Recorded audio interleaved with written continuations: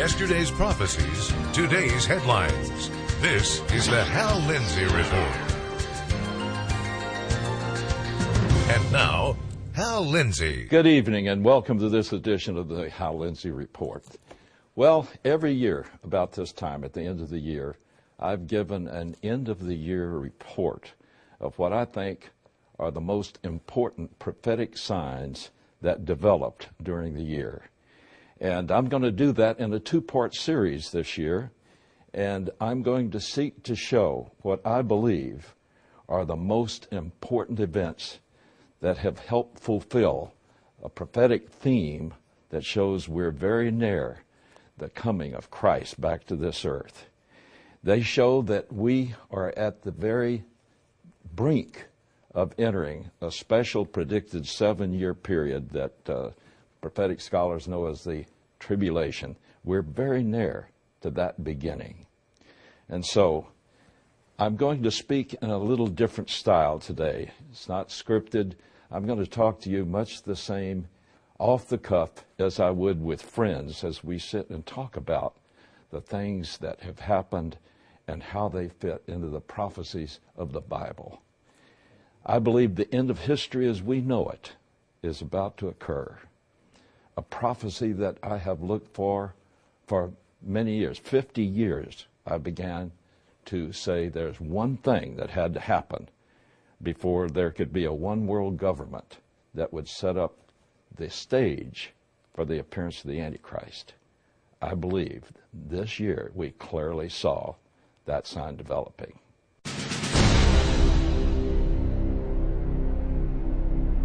I believe with all my heart that the most important sign that had not yet begun to develop was the sign, and I say this with great grief, that the United States was fading from power and about to collapse as a world power. Now, this was necessary because in order for there to be a one world government, the United States had to fade from being a world power. Now, I never knew whether it was going to be a destruction, sudden destruction of the United States, or whether there would be events that would just cause us to collapse and cease to be a world power, and then be drawn into the scenario with all of the other powers that will set up this world government. Now, I'm going to develop for a moment, for the sake of those who may not be familiar with these prophetic events, I'm going to show what they are before we get into specifics. You know, many ask, why do you think that we should look for prophetic signs?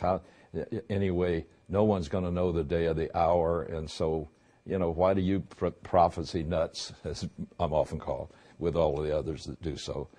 Why are you saying that you can look at certain signs and say, on the basis of that Christ is coming back soon? Well, in Matthew chapter 24, reading from verses 32 through 34, it says, "Now learn the parable of the fig tree. When the fig tree's limbs first become tender and put forth leaves, you know that summer is near." Now he says that's a command. Jesus says to learn that. He's just given many signs of the events that would show his coming would be near. He had been asked what would be the sign of his coming. He gave 7 of them in the message, and I'll develop that in a minute. But at the end of it, he said something that was very important because he gives it as a command. First, he says, learn the parable of the fig tree. Well, a parable has one basic point. He says, when it first puts forth leaves, you know that summer is near. So the main point of this parable is that once you see these leaves coming, you know the general time of summer is near. You don't know exactly when it starts, but you know it's near. Now, he goes on to apply that. He says in Matthew 24, verse 33, even so, in other words, just as this is true, when you see all these things, Now, all these things refers back to all the prophetic signs that the Bible gives that would indicate his coming is near. So he says, when you see all of these things, recognize, and this is an imperative mood verb in the original Greek. Recognize means it's a command. He commands all men, but especially Christians, to recognize that he is near, right at the door. And then he gives the punchline for this. He says in verse 34, truly I say to you, this generation will not pass away until all these things are fulfilled. Now we have to ask, what generation? Well, it's very carefully spelled out. It's the generation who would begin to see all of the signs that he gave and the other prophets gave. And he said they would recognize this, and they're commanded to. And he says, when you see all of these signs beginning to come together in one time space, in concert with each other, that generation that sees these would not pass away until all of these things, all the prophecies are fulfilled about his return. Now, I believe that's very clear.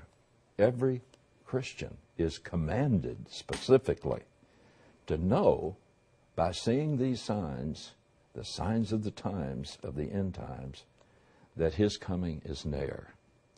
Now, briefly, what are some of these signs?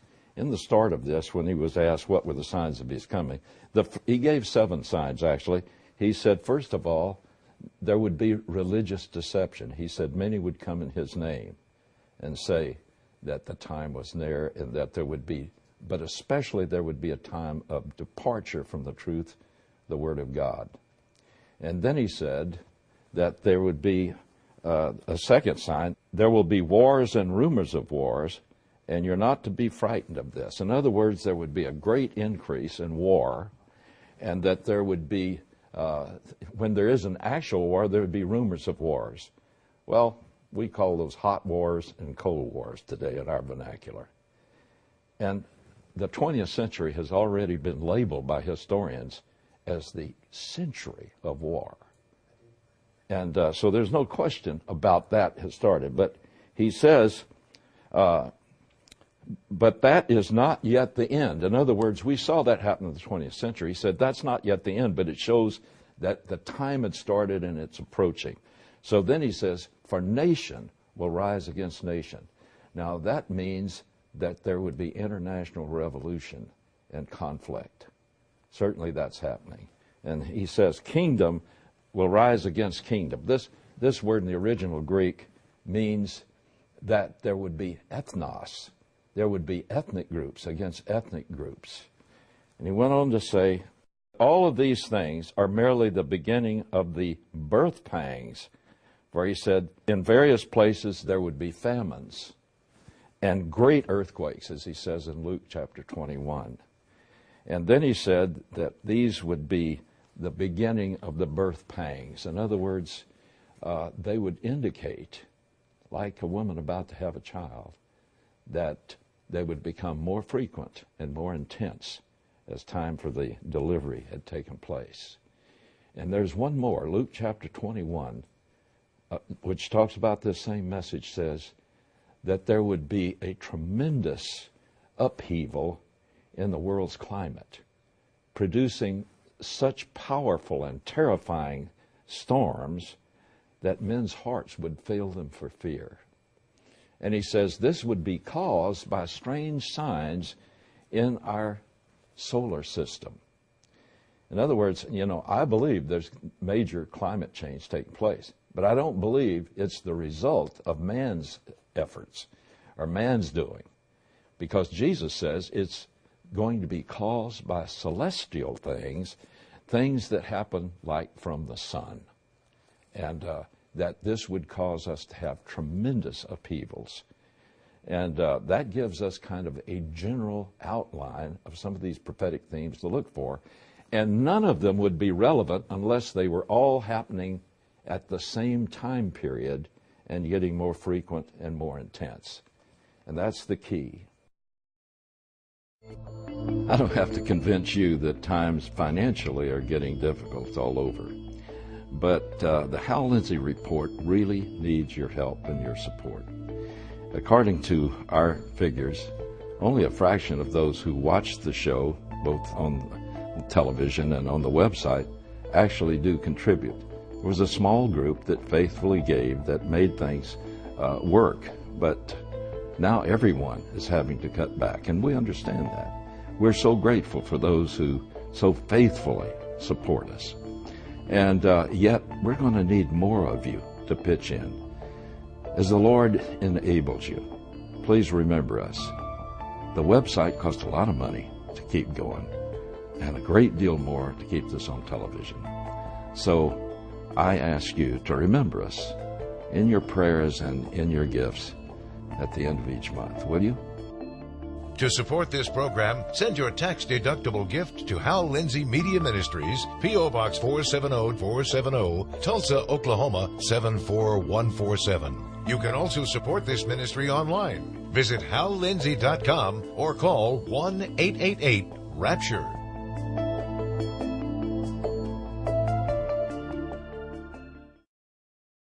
I believe the most important prophetic sign that fits into these overall prophetic categories that happened this year was the visible decline of the United States, and the fact that even the most astute economic theorists and economic experts say that the United States is on the brink of collapse.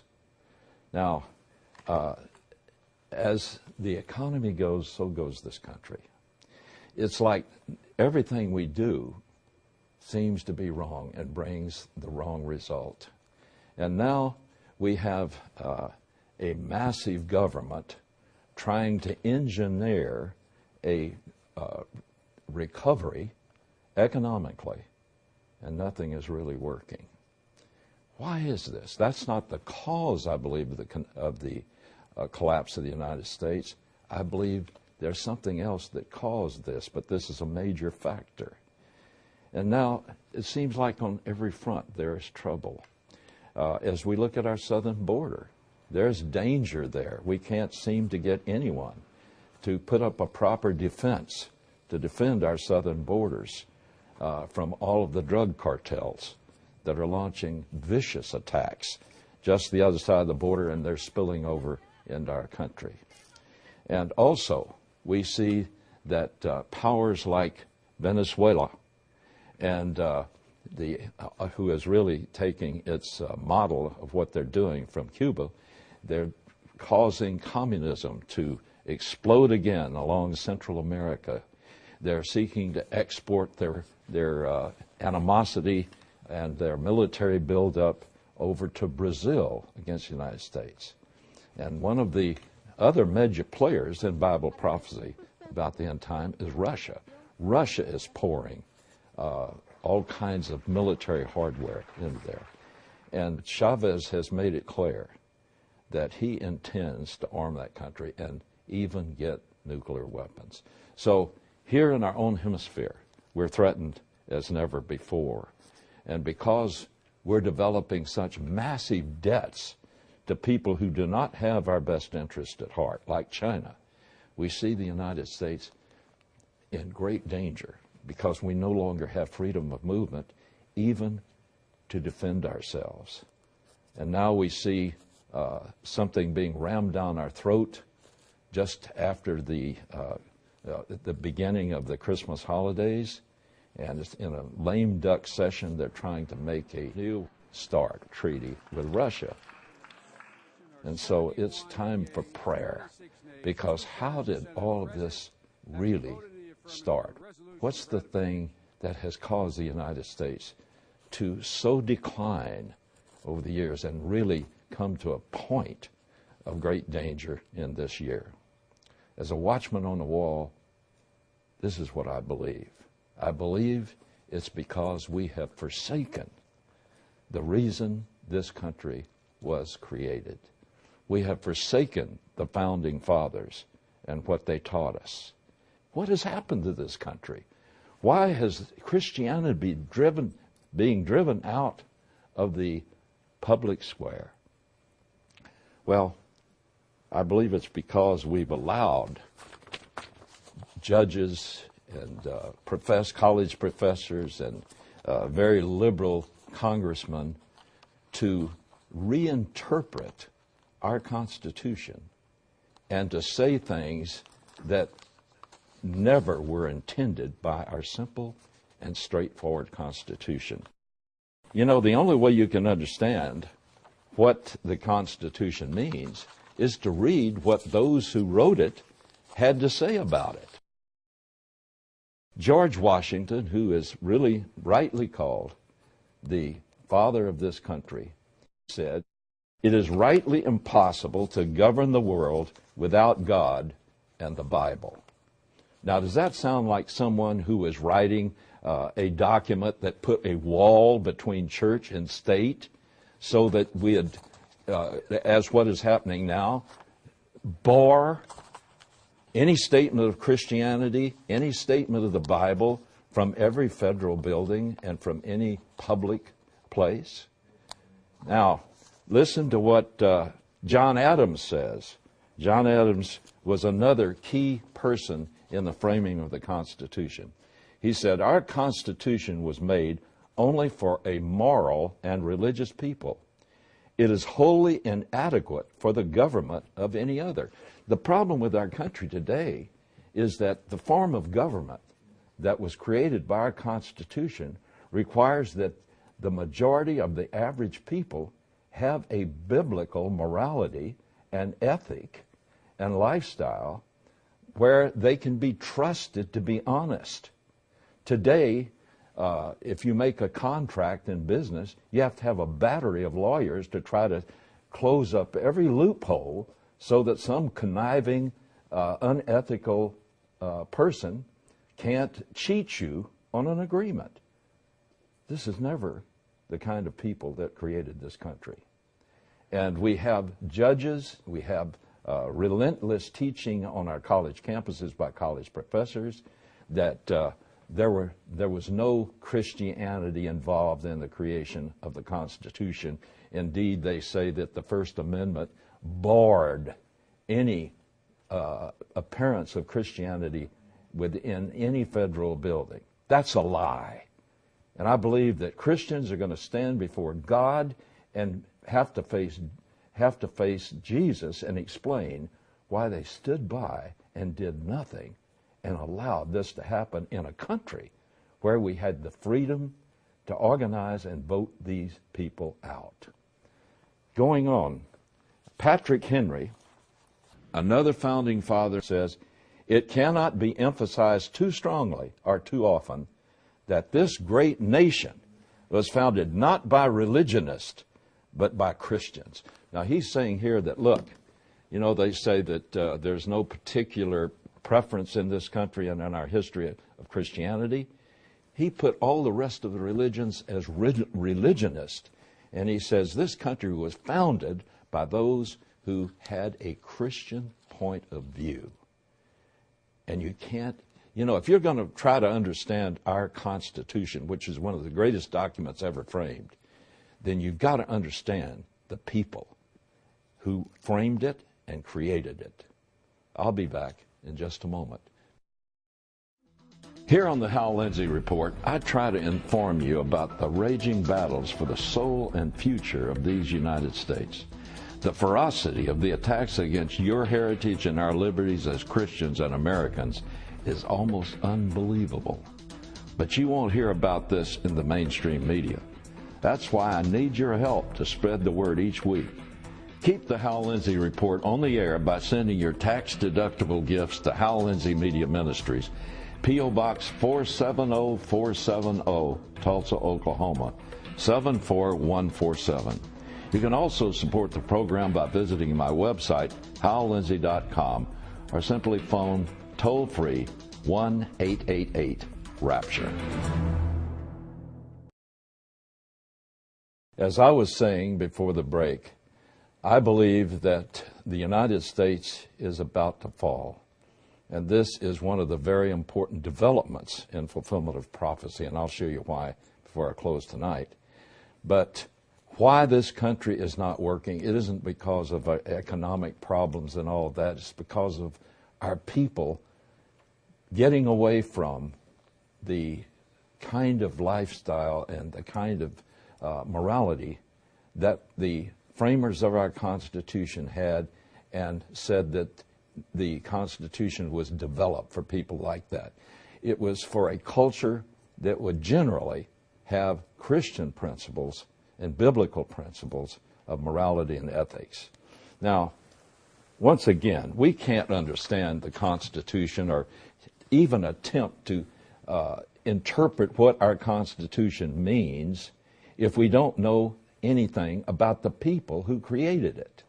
Now, here's another person, Noah Webster, who was very prominent in the helping of developing our Constitution.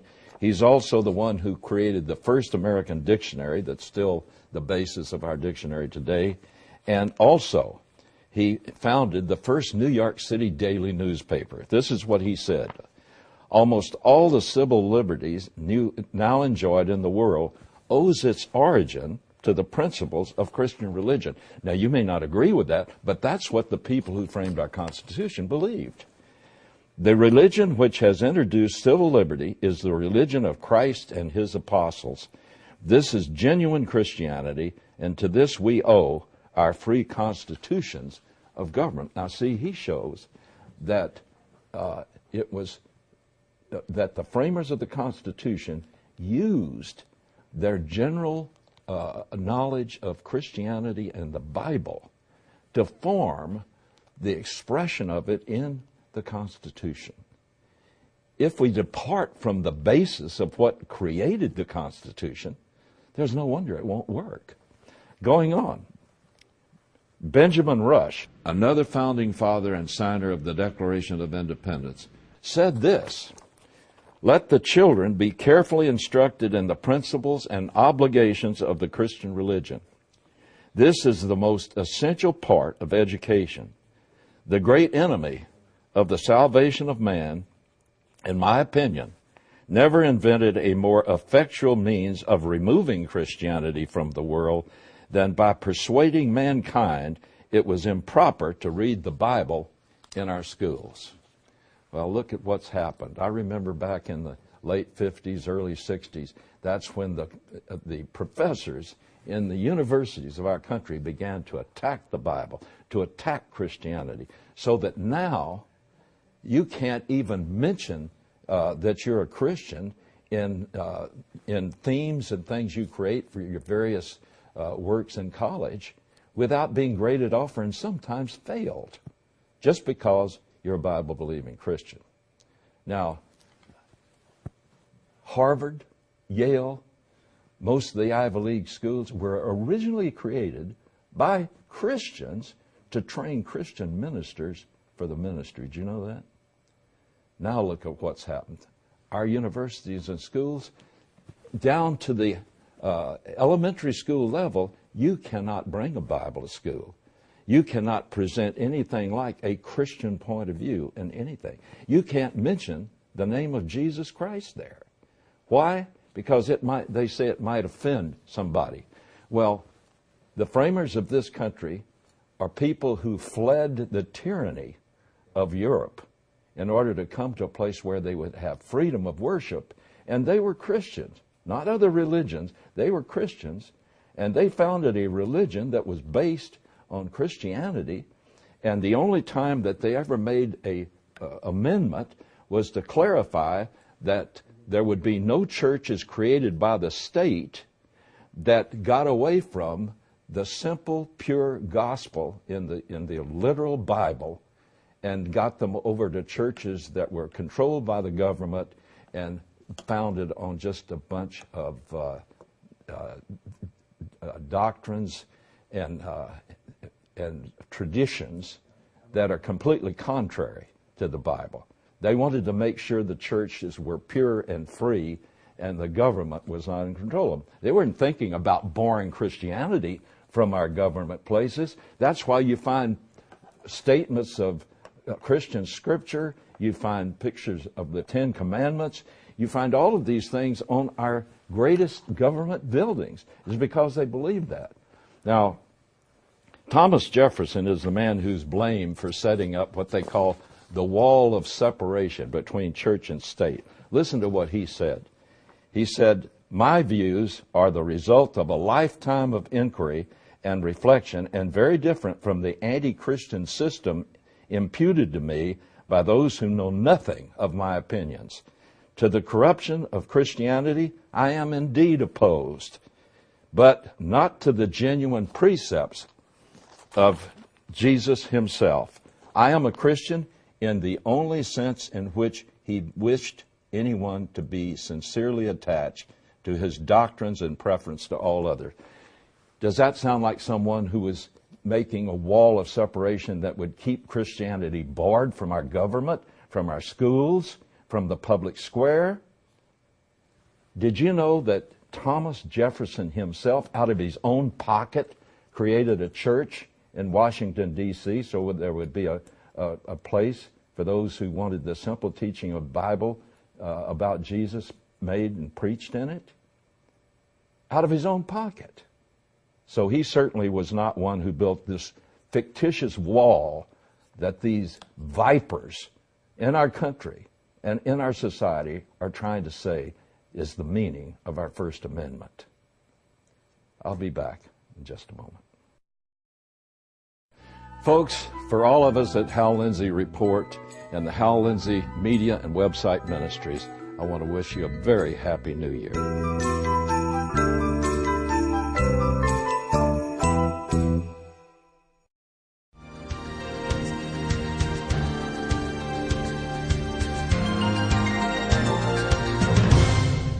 Well, folks, that's it for tonight. I will be back next week to continue what I believe is the most important prophetic sign that happened this year and contributed to almost bringing the fall of the United States into complete fulfillment. And why that's important, I'll talk about next week, because with the Constitution based on Christian principles still in effect, those anti-Christian globalists who want to make us submit to a one-world government couldn't force us into it. With the fall of us as a constitutional country, that is now possible. I'll be back next week, God willing.